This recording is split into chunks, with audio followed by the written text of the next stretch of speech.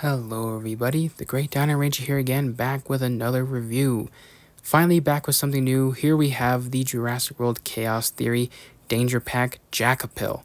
So already this is looking to be a very nice figure, and it's really cool because this is a somewhat of a newly discovered or described dinosaur recently, and Mattel's already made a figure of it, so that's super cool. Mattel's kind of like already making figures of all these newer species that still haven't gotten proper figures yet in the model side of things. So, but here you can take a brief look at the packaging. Here is very similar to all the other Chaos Theory Danger Packs for this year, anyway. Uh, Pretty nice though. And then here on the back, you got the other figures in the lineup. I only wanted the Jakapil and the Lophistropheus. I did not want the Dimetrodon or the Sungoripterus. And then here it says Jakapil, Thaxep stuff, and some other various information that we don't care about. And yeah, that's basically it for the packaging. So yeah, let's go ahead and take this figure out of the box. So here we are back at the indoor reviewing table right here. Here we have the Jakapil out of the box, and we can get a better look at it. Yeah, I just want to say this is a really nice little figure. Kind of like what I said before, but it's a really nice one. Nice new species. It overall looks pretty good in terms of sculpt and everything. So it's definitely another great figure from Mattel as usual. And overall, yeah, I mean, just looks pretty good. I mean, I know it's just like a basic, Danger Pack dinosaur, but it is a good one because it's a new species to add to the collection. Because I've said this a lot of times. I'm someone that wants to have all of the species that Mattel makes in my collection, at least one from each species in my collection. So I'm glad I have the Jakapil, and kind of like also what I said before, it's also pretty cool how this is a somewhat newly discovered or described dinosaur, and Mattel's already made a figure of it. So that looks really cool. And just looking at it overall, just taking a good 360 view of it, it looks pretty similar to how the Jakapil is interpreted anyway, based on the uh, skeletals that we've gotten like online and all that. Because I know there isn't a whole lot of fossil material for the Jakapil. I mean, I think there was like I believe the lower jaw, some of these little osteoderms, and some other bits and pieces. I think a little bit of the skull and a little bit on the body, I believe. I don't remember exactly, but I do know there isn't a whole lot. But it does look enough to be something very different. Um, Now, just some brief little history about this little dinosaur here. This is part of the group of dinosaurs that has like the stegosaurs and the ankylosaurs in them. I cannot remember the name of that group. I can't think of it. It's on the tip of my tongue though, but I can't exactly remember what it is. I know it starts with a T, but it's basically the group that has the stegosaurs and the ankylosaurs in them. And I think this is what scientists are saying this guy belongs to, which kind of makes sense with the osteoderms and all that. But hey, you got some sauropods that apparently had some spikes or osteoderms on them, and they're not part of that group. But I'm pretty certain this is going to be something within that group. I also find this dinosaur to be very similar to that of. I know there's two individuals. There's one that's kind of hard to pronounce because I don't know the correct pronunciation for that, but I do know another one, dinosaur that's called Scutellosaurus. I think that's what it's called, Scutellosaurus. That's very similar to Jakapil, actually. It's essentially, it almost looks like a bipedal ankylosaur of some sort. I know it's not exactly what it is, but it's a bipedal little dinosaur with a lot of scutes and osteoderms and whatnot all over it. That's what I think of when I think of Jakapil. So, but based on a lot of artist representation of this dinosaur, paleo art, and then some skeletals that people have kind of put together based on the fossil remains. I mean, this is pretty much as close as you're gonna get. Just another bipedal armored dinosaur, which is already pretty interesting in its own way, because armored dinosaurs, like ankylosaurs, are always four-legged animals. They all walk on four legs for the most part, unless you're counting things like Scutellosaurus and all that. And then you got the stegosaurs, which I guess I don't know. I still don't understand how they're classified as armored dinosaurs. I mean, I know they have the spikes and all that, the Thagomizer, so I guess that could count as armor. But I do know the plates don't really seem to act like as armor, but more like display pieces. But I don't know. Off topic here. Moving on to the the Jakapil. Overall, just a really great figure, a really cool species. I think they captured the likeness of it very well with the amount of osteoderms that is all over it. As you can see here on the head, lots of nice scale detail all over the body, some larger scales on the lower jaw. The beak looks pretty nice. You got the nostrils. Overall, sculpt-wise, it's really nice. Mattel is doing very good with their figures as usual. I like the spikes that are on it. They're really cool. And I also noticed that some of these spikes, at least on the body, are actually in a separate rubber insert, so they're not embedded, or they're not painted. They're just a separate insert underneath this part of the body. So kind of like what Mattel has done with their past ankylosaurs, but they are very rubbery, as you can see, especially these ones here on the side, and some other ones are actually painted, like the ones here on the face. Um, but that's really cool. Now I know this Jakapil isn't exactly 100% identical to the real life animal. Obviously, we don't know what the animal fully looked like. We're just judging it based on the fossil material that we found. But um, I do recall there being larger bumps or spikes here on the neck, and Mattel didn't really quite give us super large ones. Um, but there are some there, so I guess it's kind of reminiscent of it because you can see some here poking out of the neck right here. Another thing that's really cool is that a lot of these Chaos Theory wave of dinosaurs have a lot of dino damage sculpted into them. So here on this side, you can see some scratch marks on the face, maybe some little bit here on the armor as well. You got some here on the leg. You got like a little puncture wound right there. Some more on the foot.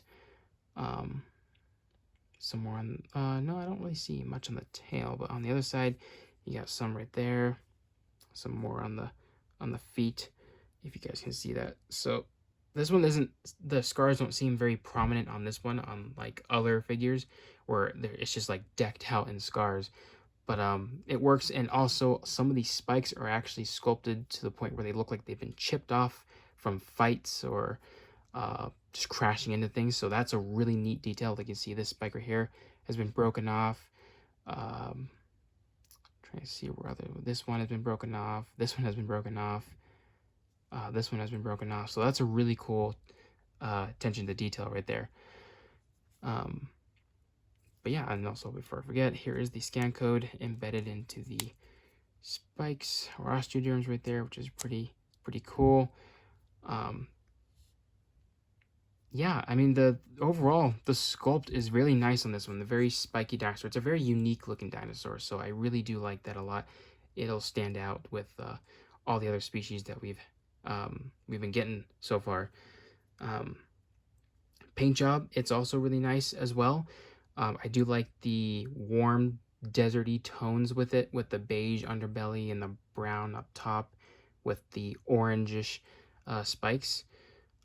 It all fits very well. I mean, it kind of fits with also kind of somewhat the environment it's in. This guy was found, I believe it was South America somewhere. I think it was South America. Yeah, I don't know exactly where, but I do know it was South America. Now, I don't think South America back when this guy was alive, would have been like it was or like it is today. I mean, I've never been to South America, but I'm pretty sure it's not going to look as it was during the Mesozoic. So uh, I'm sure it's probably be a bit more lush and with a lot of green vegetation everywhere and all that. Um, but this one, just because South America to me kind of feels very warm and arid like, but again, I could be completely wrong. And that kind of tone works well with this color scheme right here. So I really do like it a lot. It actually could have been applied. I mean, just the way it looks great, but there's obviously some things that, like, if I were to repaint this, there's some things I would definitely do. Like the armored part would just be all brown, the spikes were going to be all orange, and then the underside, the main skin part is just going to be all like this beige color. That's one of the things I was looking at when I'm looking at this figure before I'm doing the review, just kind of thinking about some things to say. Um, But as you can see, like here on the leg, you got the armor up here that would stay brown, and everything else would be like this white color. So if I were to actually finish off this paint um, on this figure, I think I could make it pop, especially with all the orange spikes sticking out. I don't know, just really cool ideas. If I ever get around to ever painting some figures, I think it'd be really cool. A lot of other people on YouTube and Instagram do it, and I think it'd be really cool if I got into that as well. But overall, though, paint job, sculpt, really nice. I like the dark color for the beak. I really wish the lower jaw of the beak was painted. I don't think this is a defect. I think all of them that have been released have this, so this must be just some sort of budget thing that Mattel does. We've seen it a lot with their figures, like a lot of figures not having complete paint all the way to the tail and their toe claws not being painted all the time. But it is what it is. It's not an eyesore. It's nothing too terrible. And then you got a yellow eye with a black pupil, which stands out.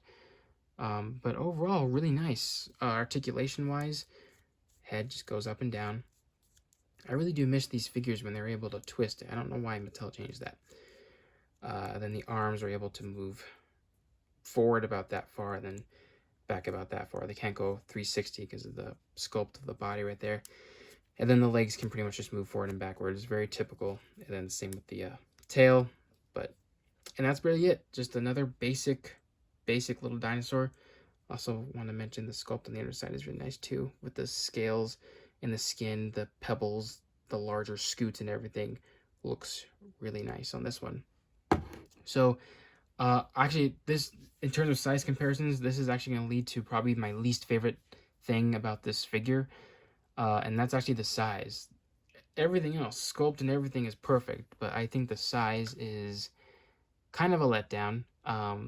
This dinosaur was not a very big one at all. It was a pretty small dinosaur, and actually it should have been the same size as Mattel's Stegosaurus and be placed with another smaller dinosaur in those 2-packs. I don't know. I haven't heard about anything about any of these 2-packs continuing this year. I'm not sure if it was just a 2024 thing, but I don't know. It doesn't look like we haven't been getting any of these sized figures for this year, or at least by themselves. I'm not sure if they're going to include any in the human packs with the rebirth figures, but I don't really know. But yeah, Jakapil should have been the same size as this, even though even this size isn't accurate to a human. So here we got Rain Delacourt here. The Stegosaurus actually probably would have been much smaller than this. It's all a point of making these toys. Sometimes you can't get everything totally accurate. And this is way too big of a size for a Jakapil compared to a human. This guy would have been perfect in this size, but obviously in real life it would have been smaller. So that's probably the only downside of that figure, is just the size. Considering that Mattel, one of their biggest things with their figures is sticking to accuracy in terms of scale. Everything is to scale. And for the most part, everything is kind of to scale. But there are a lot of dinosaurs that are completely not in scale at all, such as the Jakapil and things like the Carcharodontosaurus. And there might be some other ones in there. But I know Mattel just kind of look at a dinosaur and compare it with a certain size group that they have in their toys and just put it in there. But yeah, kind of a missed opportunity to put the Jakapil in this size, but it is what it is. But here's your overall comparison. And yeah, that's pretty much going to be it for this review. Hopefully I didn't make this one too long, but I hope you guys enjoyed it. I overall really like this figure. It's a great species. I highly recommend it if you're someone that likes dinosaurs. I mean, this is the only Jakapil figure I think that's out there, so I might as well get it. If you're someone like me that wants to collect all the species or just want to collect everything Jurassic, obviously go ahead and pick this one up. But I highly recommend it. I'm all things dinosaur, so I really do like it a lot. So yeah, hope you guys enjoyed this review. Like, comment, subscribe, all that good stuff. And I'll see you guys again for the next video.